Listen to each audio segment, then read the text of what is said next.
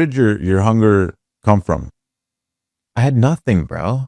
Yeah, but a lot of people have nothing. What was different about your hunger? I saw people that were not as smart as me, unfit, spiritually dead, crushing it in life. And I said, I can do the exact same thing as all of these people. How old were you? 16 when I moved to the United States. Argentina, unfortunately, has a very broken mindset when it comes to self-development, when it comes to leveling up. Argentine people have a broken mindset when it comes to wealth. There is what's the word in Argentina? There's pride in being poor. You know, it's like, it's a good thing. You're a person of the field. Yeah. And that's fine. But that's just not me. I want to travel the world. I want to meet incredible people. If it wasn't for money and it wasn't for status, I wouldn't be where I am today. So once you're born, you get to choose the game you want to play. You get to choose the character you want to become. You get to choose the life that you want to live. Did you have a role model that showed you this, or you just trial and errored it from the younger kid? The Bible, man. The Bible teaches you all the truth that you need to know about the world. It teaches you how to think. It teaches you what to stay away from. It teaches you what to pursue. The Bible tells you that if you pursue truth and you seek it and you find it, it'll set you free. It tells you to stay away from women. It tells you to stay away from the things of the world. It tells you to stay away from the things that corrupt your soul, not because it's trying to take from you, but because it's trying to prevent you from doing things that are going to affect you and hurt you and break your communication connection with God. So if life is about pursuing and finding truth, why do we work? Why do you work 50, 60 years? Just to make it? My content is designed specifically for people to realize these things, for people to wake up, for people to have self-realization. You can't tell people the truth and then they believe it. They have to experience it. They have to go through it. We've had experiences together where it's like epiphanies hit you, and unless they hit you and unless you're able to perceive them, you're not going to believe them. Right. And people need to experience. They need to experience it. Yeah. So if you don't feel confident, do something that will create the scenario that will give you validation towards continuing to pursue that dream or pursuing that venture. If you want to become an entrepreneur, go try. If you want to make money, go try. Yeah, you're going to fail many times. But what do you want to do? Succeed at something easy that yields no result? Yeah. No, go fail at something hard. The worst that'll happen is the same thing that'll happen even if you live a great life. Nobody's going to remember you. You're still going to die. Did you have any like pretty bad failures early on, or did you catch? Because I know you had some good success early on. I had 2 big failures, yeah. What was the 2 worst failures? I had 2 big failures in business and 1 big failure in investment.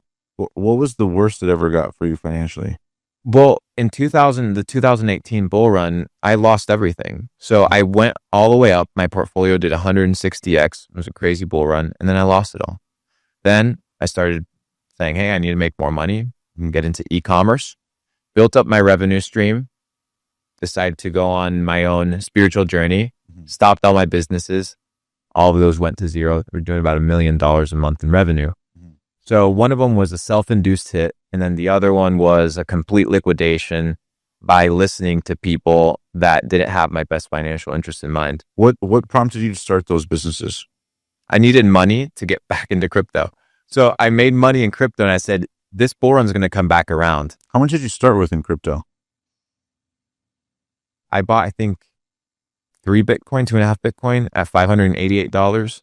What was it? 2016. Yeah. I always tell the story. I used to work at the restaurant when you get cash tips.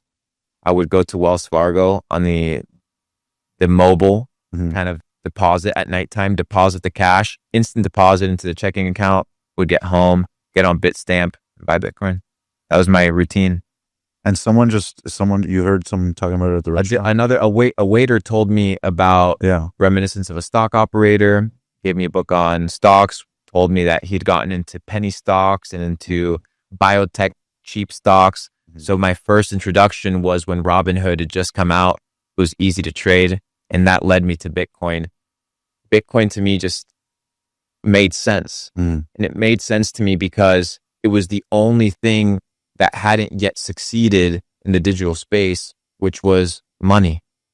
So many other things had already translated: communities, social media, commerce. A lot of things had already been mastered, but money, there wasn't a native currency of the internet that everybody agreed to had value. It's not that one is better than the other, that one is supreme. It's the fact that this store of value known as Bitcoin made sense because the internet needed money that was in and of itself decentralized.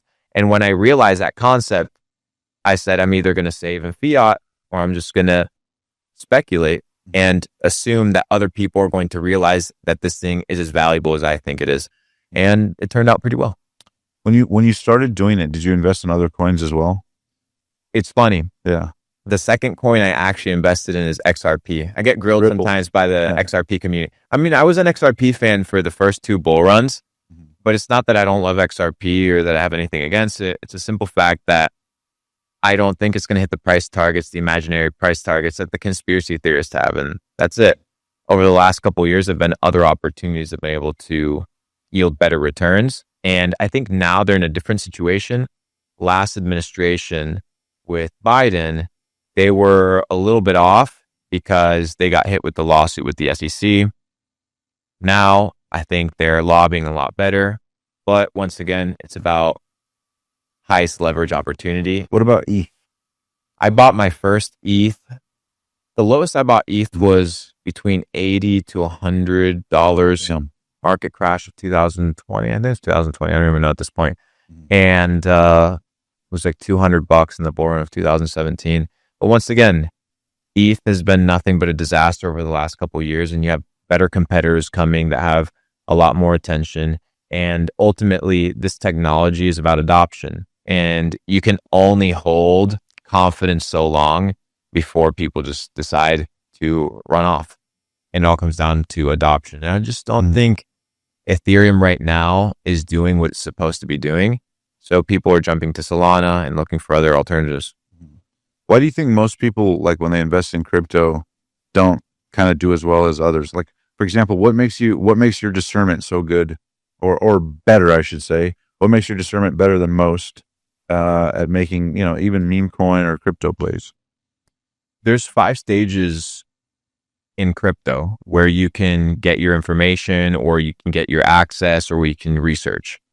The first is the conception stage, which is your MITs, your Stanfords, your universities, where people come up with mathematical concepts, theories, the idea of blockchain. And then it goes to incubators, your Peter Thiel Foundation, things of this nature that incubate concepts of the future, 20, 10, 15 years in the past, to make sure that they're ready for the next technology. Right. Then you have your big VC firms, you have your big banks that do the big push to then get into retail. But before it gets into retail, it hits the news. So it's the big influencers, it's the television, and then finally it's retail. Retail always gets the last end of the information. Most of the people are retail. Your goal is to move over as much as possible, and that comes down to the network and the groups of people that you associate with and the people you hang out with. If you're at the universities, if you're hanging out at the think tanks, you're going to get access to different opportunities, understanding of innovations of the future, and you're going to get access to better deals. If you're buying something that's already on Binance, that's the last stop. It's not the first stop. It's the last stop. Do you have people whose advice you trust, or do you usually trust your own discernment more than anything? I listen to a lot of people, but once again, you take people's ideas and you filter it through your own, and you decide, is this a good play? Because at the end of the day, what makes a good play to Luke Belmar? Risk reward ratio. You can lose a trade. And I'm not a trader. I like to invest. Trading stresses me out. I'm not a trader. I like to invest. I've always succeeded at investing. So when I buy Bitcoin, I'm holding it. When I buy Ethereum, I'm holding it. When I buy Solana, I'm holding it. When I buy Jupiter, I'm holding it. All these things I want to hold because there's a reason why I was convicted to buy it in the first place. I'm not trying to make money. I have money. I'm trying to grow that portfolio. So it's a little bit of a different situation because my income doesn't come from trading. If your income comes from trading, you make different decisions. Yeah. I can stomach a 30% portfolio swing because I know I'm going to ride it for the next 2-3 years.